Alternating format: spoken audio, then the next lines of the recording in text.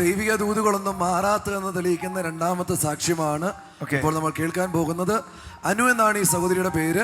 ഈ സഹോദരിയുടെ സഹോദരന്റെ സാക്ഷ്യമാണ് പറയുന്നത്. 4 വർഷമായി വിവാഹം കഴിഞ്ഞു, കുഞ്ഞുങ്ങളില്ലായിരുന്നു, പല പ്രാവശ്യം അബോർഷനായി പോയി. എന്നാൽ 2019 കോട്ടയത്ത് നടക്കുന്ന നമ്മുടെ പബ്ലിക് മീറ്റിങ്ങിൽ ഈ കുടുംബവും സഹോദരനും കടന്നു വന്നു. അന്ന് ജോൺ ബേർ സഹോദരനോട് ചോദിച്ച് ഏത് കുഞ്ഞാണ് വേണ്ടതെന്ന് ചോദിച്ചപ്പോൾ സഹോദരൻ സ്നേഹത്തോട് പറഞ്ഞു എനിക്ക് പെൺകുഞ്ഞിനെ മതിയെന്ന് പറഞ്ഞു. എന്നാൽ ജോൺ ബേർ ആത്മാവിൽ ഈ കുടുംബത്തോട് പറഞ്ഞു നിങ്ങൾക്ക് ആൺകുഞ്ഞും ഉണ്ടാകും പെൺകുഞ്ഞും ഉണ്ടാകും എന്ന് പറഞ്ഞു. അതുപോലെ തന്നെ സംഭവിച്ചു. 4 വർഷമായി കുഞ്ഞുങ്ങളില്ലാതിരുന്ന ഈ കുടുംബത്തിന് ദൈവിക വിടുതൽ പോലെ ഇരട്ട കുഞ്ഞുങ്ങളുണ്ടായി എന്നാണ് പറയുന്നത്. ഒരു ആൺകുച്ചും ഒരു പെൺകുച്ചും ഉണ്ടായി. അടിപൊളി കാര്യമോ? ഒന്ന് കൈയടിച്ച് കർത്താവിനെ സ്തുതിച്ചേ. ആമേൻ ആമേൻ. ഒരെണ്ണം ചോദിച്ചു 2 കിട്ടി. അടുത്തിരിക്കുന്നവരോട് പറഞ്ഞു ഒരെണ്ണം ചോദിച്ചു 2 കിട്ടി എന്ന് പറഞ്ഞു. കർത്താവ് ചെയ്യട്ടെ.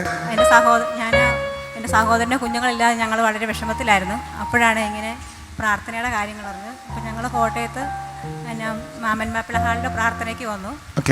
വന്നപ്പോഴത്തേക്കിനും എൻ്റെ സഹോദരൻ്റെ ഭാര്യയോട് ബ്രദർ ചോദിച്ചു നിനക്ക് ഏത് കുഞ്ഞിനെയാണ് ഇഷ്ടമെന്ന് ചോദിച്ചു. അപ്പം അവൾ പറഞ്ഞു എനിക്ക് ആൺകൊച്ചിനെ ഇഷ്ടം, പക്ഷേ ചേട്ടായിക്ക് പെൺകൊച്ചിനെ ഇഷ്ടം, അതുകൊണ്ട് പെൺകൊച്ചിനെ മതിയെന്ന് പറഞ്ഞു. അപ്പം ബ്രദർ പറഞ്ഞു അങ്ങനെയാണെങ്കിൽ കർത്താവ് നിങ്ങളുടെ 2 പേരുടെയും ആഗ്രഹം സാധിച്ചു തട്ടെന്ന് പറഞ്ഞു. അപ്പം ഞങ്ങൾ എന്നും ദിവസവും പ്രാർത്ഥിച്ചു. അത് കഴിഞ്ഞ് 1 മാസമായപ്പോഴത്തേക്കിനും പ്രഗ്നൻ്റ് ആയി. നേരത്തെ 4 പ്രാവശ്യവും ഇങ്ങനെ അബോർഷനായി പോകുമായിരുന്നു. അതിന് ശേഷമാണ് അത് കഴിഞ്ഞ് കുഞ്ഞുണ്ടായപ്പോൾ ഒരു ആൺകുഞ്ഞും ഒരു പെൺകുഞ്ഞും. ഞങ്ങൾ ഭയങ്കര ഇടപെടായി അല്ലേ? ഒരു ആൺകൊച്ചും പെൺകൊച്ചും കൂടെ ഉണ്ടായി. ഒന്ന് കൈയടിച്ച് കർത്താവിനെ സ്തുതിച്ചേ. So wonderful, so wonderful.